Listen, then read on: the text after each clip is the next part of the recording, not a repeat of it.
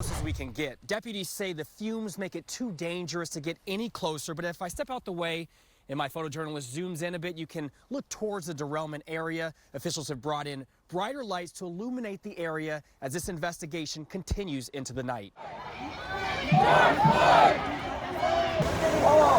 Understand that the city of Seattle is hurting.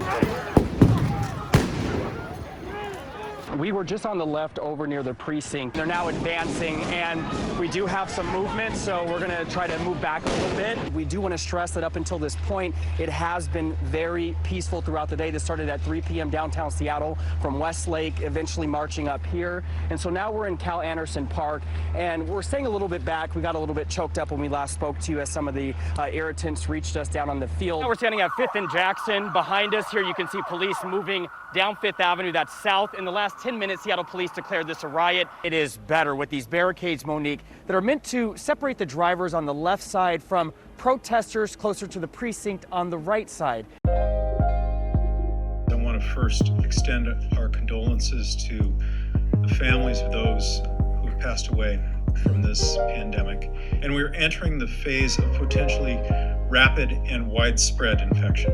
As Dal said, these decisions are not taken lightly. I know there are enormous economic implications and social disruptions. It has been, which is why health officials believe we have not seen a massive surge in hospitalization rates when it comes to this new spike. Tested positive for COVID-19, then Monique died days later. Gathered for several hours. Some people were even baptized. Owners of the Toledo say they can't afford to renew the business and liquor license right now for a business they can't even operate. Now, indoor dining, that's closed. No bar inside. They do have this outdoor area, but said it's so small, they'd have a hard time simply breaking even. VA Puget Sound told us today that it expects to get its first vaccine shipment tomorrow, with priority given to healthcare workers and also veterans living in the VA's long-term care facilities. When these students return, how do they handle that? Well, we did ask that today, and essentially health officials here in Pierce County say there's two paths. Michael Spears was on the scene just minutes after police arrived. So, Michael, what have you learned? Well, we heard the gunfire from 4 blocks away and came down here to 3rd and Pine. You can see officers are moving us back at this point. They're expanding the crime scene here as they begin to process evidence. Within the last 10 minutes, we've watched as they've loaded multiple victims into ambulances here in the heart of downtown outside of the Macy's building. We counted ourselves 4 people being worked on by medics. We saw a man down on the sidewalk outside of Macy's with a gunshot wound to his leg. We saw 2 people at least being worked on outside of McDonald's, and we saw another person getting medical attention inside the Macy's building in the Victrola Coffee area.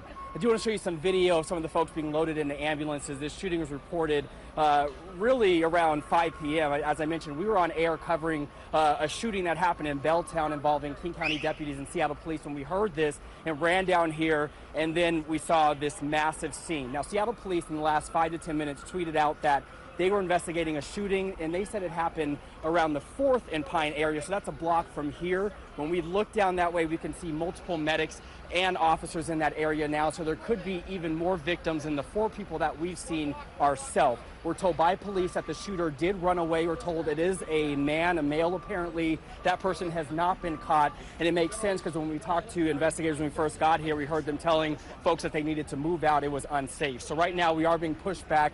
You can see officers have guns out. As you can understand, a very tense situation, active scene here in downtown.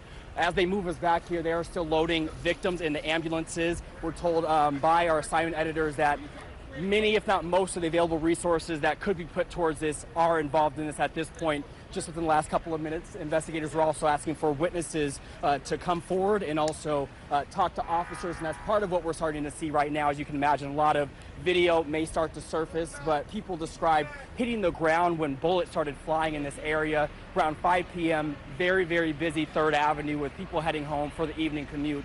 But again, we can confirm a shooting downtown Seattle, multiple victims. It appears that some may not even been the intended target based on what we've seen of the folks down on the ground. Very, very active situation. We're going to step away. We have multiple crews down in this area working to get all the latest information and talk to witnesses. As soon as we get the most updated, accurate information on the number of victims, we'll come back to you and bring you that live update. For now, we're live in downtown Seattle. I'm Michael Spears, KIRO 7 News. Michael, clearly you have work to do, but before you go, it's active, it's developing, but when you say that there were multiple victims there, were they all concentrated in one area or were they spread down Pine? So what we saw when we ran down here, we ran past one man who was on the sidewalk, and my photojournalist here, Jim, is kind of showing you towards that area. He was down on his stomach. We saw medics lift up his shorts, and from there I saw the gunshot wound in his leg. So that was right to my right. Immediately inside of the building there, the Macy's building where the guy was down on the ground outside, we saw another guy holding his side down on the ground getting medical attention. And then my photojournalist, Jim, went to the corner at McDonald's and saw a woman being worked on and another person. And when we spoke to a witness, they said they saw actually 3 people down in that area. So from what we've seen right here, it's been concentrated just within not even a block space, but we mentioned Seattle Police tweeted out 4th and Pine. That is a block away right where Westlake Center is. So when we looked down that way, we saw even just as much focus from law enforcement and medics there. So it's possible there are more victims that way, which means this could have played out over the course of a block or two in this very, very concentrated central part of downtown. Michael, before you go, you cover downtown on a pretty regular basis. You know this area is sort of an emphasis area for Seattle police. Concentration, a lot of drug activity there on the street, so police must have been pretty present pretty quickly. Yeah, not just that, and it is. We've covered multiple scenes and situations in this corner, so it's for folks familiar with this area, no surprise there. But we talk about how fast police got here. We were just 4 blocks away, just had spoken to Seattle Police regarding an investigation, narcotics investigation that ended in gunfire involving deputies and Seattle Police. And that's why we heard the gunfire right at 5 p.m. We turned, looked down this way, and as soon as we did, we saw officers from Seattle Police and the King County Sheriff's Office gunning it down this way, rushing to this scene. And then this is what we came across, multiple victims down on the ground with gunshot wounds. So very fast police response because officers were already in the area investigating that officer-involved shooting that at this point appears unrelated. And beyond that, this is a heavily patrolled area with officers on bikes. So it was quick. This is a focus area and definitely a very, very active scene at this point.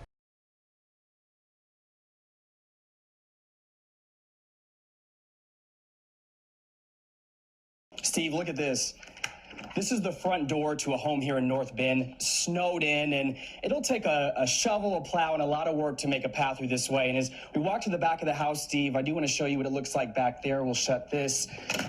Wind, Steve, a big factor in all the buildup of snow around this area, around this home here. But even so, we spoke to some neighbors who say they've lived here their entire lives and have not seen snow like this. As we point up a little bit, you can see one of the concerns tonight as we shine a flashlight. A lot of that snow on roofs and the potential for it to collapse. You can see that snow piled on there. I do want to show you some new video from North Bend during the daylight hours. Between the people told to leave and those waiting to see if they'll have to leave, very, very tense tonight. Motions very high as folks can only watch helplessly as this fire burns. Still burning just minutes from where we're standing. Behind us, Monique, this devastation is separate but familiar. Behind us, you can see a burning hillside just outside of Natchez, which is north of Yakima. 4 p.m. Louisiana time, clouds rolling in and wind. Not even 20 minutes from Gulf Coast.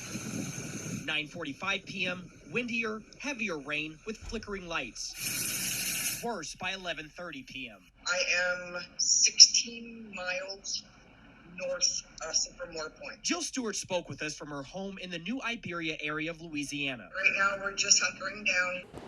Right now, we're standing next to a seawall on 29th Street in Miami. We've been talking about just how choppy Biscayne Bay is throughout the night, and we ventured away from where we've been sort of hunkered down to show you exactly what we're talking about. These waves have even grown over the last 2 hours or so as we get splashed here, completely spilling over the seawall right here. Miami-Dade, great concern for storm surge. Has been under a storm surge warning, although the threat, according to our meteorologist at NBC6, has diminished for Broward. We're seeing just the water, and we have protection out there. Miami Beach is out in the distance. It's obviously too dark to show you right now, but that is a barrier island, and we still have all of this spraying over at us. So gives you an idea of the intensity of the winds and how much they've been building throughout the day when you see some of the video of what it looked like just a few hours ago.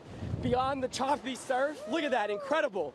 Beyond the choppy surf, the winds, they've come and gone in intensity, but it's been fairly consistent and constant over the last several hours. Definitely expect this to get worse into the night and early morning hours. Reporting in Miami, I'm Michael Spears. Back to you. A former Bellevue College assistant dean is accused of sexual assault in a lawsuit.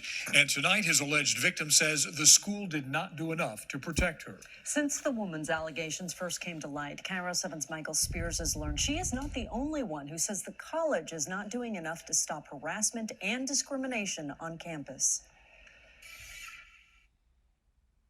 A former Bellevue College employee claims the school failed to protect her from her boss, an assistant dean, whose behavior is described as predatory in a lawsuit filed against the school and the state. It was low-hanging fruit for him. Attorney Julie Kays represents the woman who claims the sexual abuse by Faisal Jaswal began in 2010 and continued for years. He threatened to fire her if she told anybody about this. She was granted a protection order, Faisal told to stay at least 1,000 feet away from her.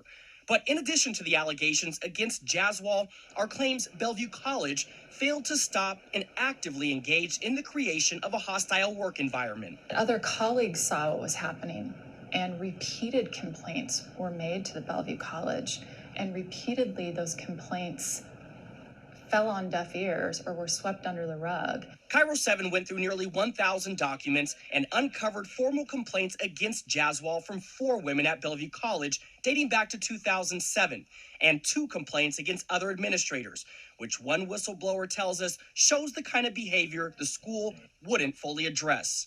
It was harassment. It went to human resources, and nothing ever happened. This current Bellevue College employee, who asked us to hide her face and change her voice, said she is even worried about her safety on campus. There are people who are still very scared to say anything. She described a campus where some women had little confidence that human resources would properly deal with harassment, discrimination, and misconduct complaints. A problem from the top down at Bellevue College, in your opinion? Yes. School documents show in 2007, Faisal was cleared of wrongdoing after a tenured faculty member accused him of unwanted touching. An outside investigator called it quite objectionable, but not harassment or discrimination. In 2013, an outside investigator said Jaswal did violate school policy when he forcefully grabbed an employee by her arm at a student retreat after he felt she was being disrespectful. She later wrote to college leadership that the response lacked tangible steps for protection. 3 years later, another employee filed a complaint that said Jaswal treated women dismissively and differently than men. School documents show this employee had previously told Faisal's boss that he demeaned and yelled at the assistant who filed the current lawsuit. An outside investigator was brought in but didn't prove her claims and noted the behavior not severe or pervasive to violate policy. The employee wrote a letter to the school before quitting saying it feels like the college is purposefully subjecting its students and its staff to harassment. Everyone knows their unofficial motto is that human resources is there to protect the institution at all costs. Faisal stayed on campus until August of last year after his assistant's complaint to the school. He was then put on administrative home assignment. Bellevue police investigated her allegations of sexual assault but did not recommend any criminal charges. President Jerry Weber told the college that Faisal was given a termination notice in November. But 2 weeks later, the vice president of student affairs sent out a goodbye note from Faisal that told staff he was retiring for health and family reasons. School records show he was given the option of keeping his benefits. We tried to speak with Jaswal at his home. We called repeatedly, emailed, but never received a response. However, we did start to get phone calls from women in support of Jaswal, like Candace Stewart. You didn't see him harassing women? No. She said she worked with Faisal and his assistant at Bellevue College before retiring in 2014 and doesn't believe the accusations. Why would these women say that? Well, if you can sue easily, they wanted Money. I'm telling you, it's all about money. She did agree with one thing detailed in the complaints to the school. I think there were issues in HR because they weren't listening. Bellevue College's president, who was hired last year, initially said no to an interview with KIRO 7 because of ongoing litigation and his schedule. But we still had questions, so we went to his office. And sorry, can we come out here, please? We've been trying to After that, he agreed to speak with us. There are always issues in an institution this size around the staff. Yes or no, did you feel human resources here had an issue as far as handling and properly addressing complaints? You know, I can't really answer that, to tell you the truth. All of that is bound up anyway into this lawsuit. We want the community to know that there are faculty and staff who care about students. This Bellevue College employee said that keeps her going. She's hopeful for change, but we'll be watching to see how the school moves forward. The way that they have moved in terms of creating this atmosphere of fear is going to stop.